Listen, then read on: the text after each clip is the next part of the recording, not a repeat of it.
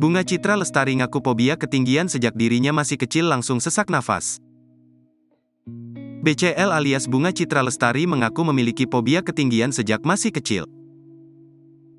Dikatakan oleh Bunga Citra Lestari dirinya selalu merasa napasnya sesak. Kendati demikian, sebagai seorang penyanyi profesional BCL harus melawan rasa fobianya itu. Dalam konser mendatang di Sirkus Concerto, BCL juga mengaku ia akan melakukan atraksi sirkus. Ibu satu anak ini mengatakan, ada momen di mana ia harus berada di ketinggian.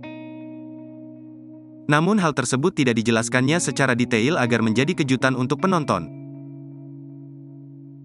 BCL pun meminta doa agar diberi kelancaran, apalagi ia harus kembali melawan rasa fobianya itu. Doain ya teman-teman, aku cuma cukup punya nyali, tukasnya. Konser Sirkus Concerto akan digelar di J-Expo Convention Center dan Theater pada 7 dan tanggal 8 Oktober tahun 2023.